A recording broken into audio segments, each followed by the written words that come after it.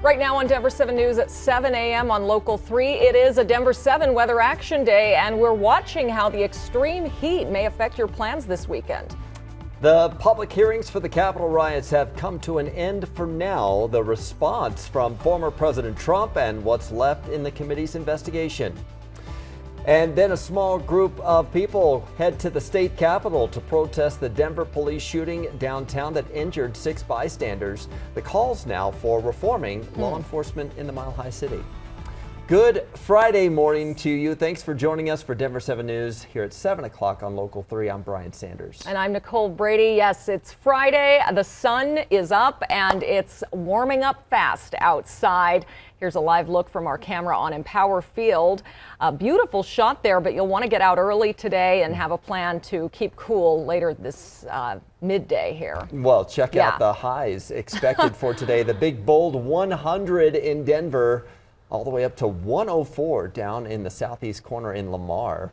And if you're not hitting triple digits, you're going to be close to it, even in the mountains. So we have team coverage to help you prepare. Christian Lopez is live for where the National Weather Service is actually studying this heat and better ways to protect the community. We do want to begin with Katie LaSalle and a look at our forecast. Good morning, you guys, and happy Friday. You called it. It's going to be a hot one. So our Weather Action Day will continue until at least 9 o'clock this evening, with a heat advisory set to take effect at 10 a.m. here across the Denver area.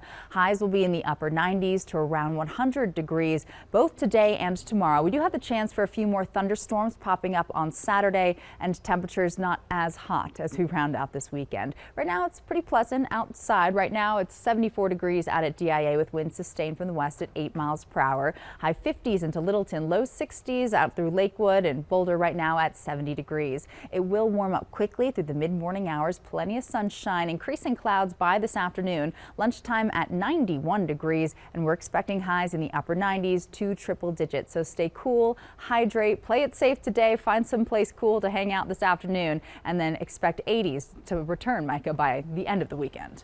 Well, Katie, speaking of the heat, Air Tracker 7 is over in Empower Field right now, where the Red Hot Chili Peppers will take the stage at 6:30 tonight.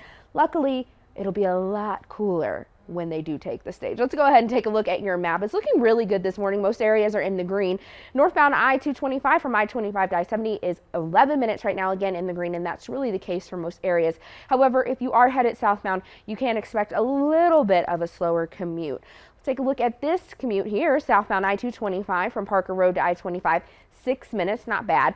Northbound though, we are starting to see a little bit of a slowdown, and that's from I-25 from C-470 to Colfax, so 14 minutes there. Southbound running in 14 minutes. We'll take a look at your drive times further north coming up in a few minutes. Well, while we may be riding out this heat inside with the AC cranked up, there are some people who are going to sweat it out, all in the name of science today. That's right. Denver 7's Christian Lopez joins us live from Boulder this morning, where a group of researchers are going to be mapping this heat and humidity today across a crazy route. How are they planning to use that information?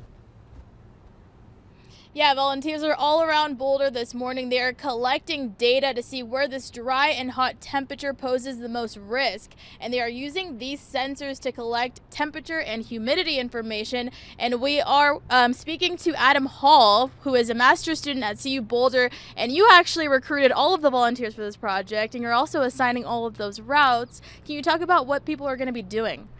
So people are essentially going to be taking these sensors that we got from NOAA and Kappa Strategies, who helped us organize this event, and driving around different pre-designated routes around the city of Boulder, collecting heat temperature data, seeing where that heat's being distributed.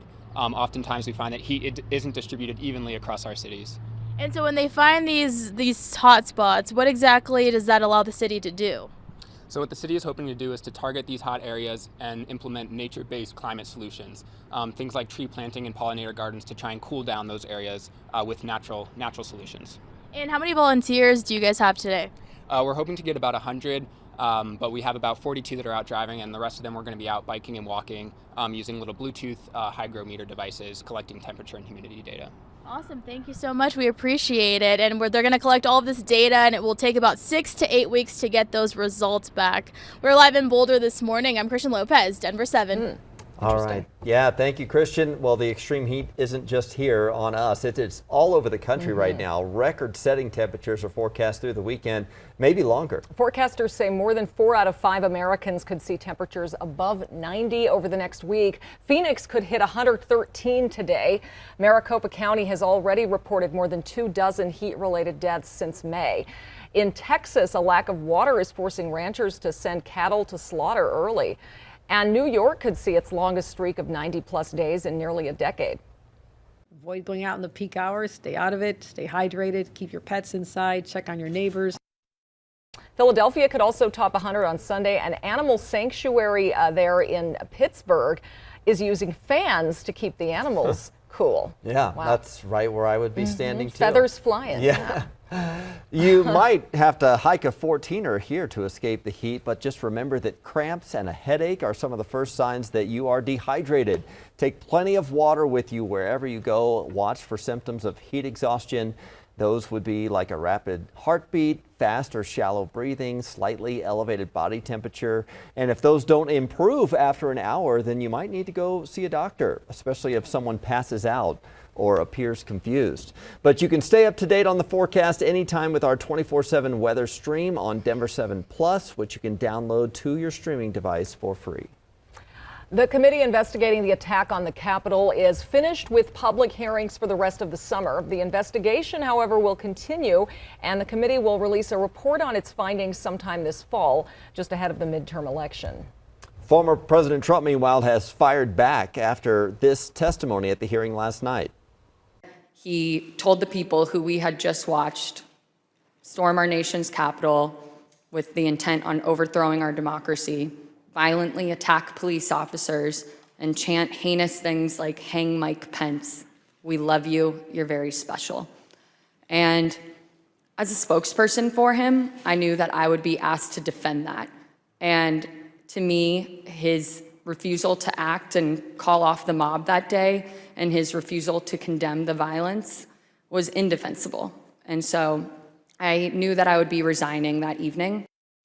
Well, in a statement overnight, Trump called his former aide there, Sarah Matthews, a liar and criticized his former Vice President Mike Pence. Last night, the committee showed never-before-seen video of the former president the day after the riot, playing outtakes from a speech he recorded where he refused to say rioters broke the law or that the 2020 election was over. And if you broke the law, you can't say that. Okay, I'll do this. I'm going to do this. Let's go. But this election is now over. Congress has certified the results. I don't want to say the election's over.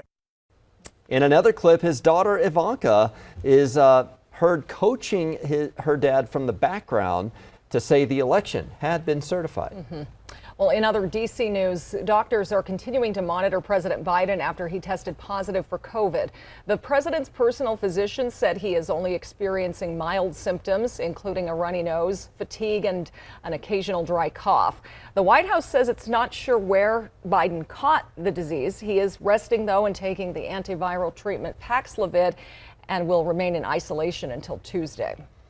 A small group of protesters wants more transparency and accountability from Denver police after last weekend's shooting. They gathered outside the state capitol last night demanding to see body camera footage from the Lodo shooting that injured 6 bystanders at closing time. But police have said they can't do that until their investigation is complete.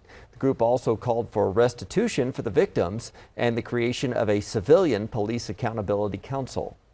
So long as there is not any kind of citizen oversight over the police forces, there will never be any type of transparency that we can reliably trust.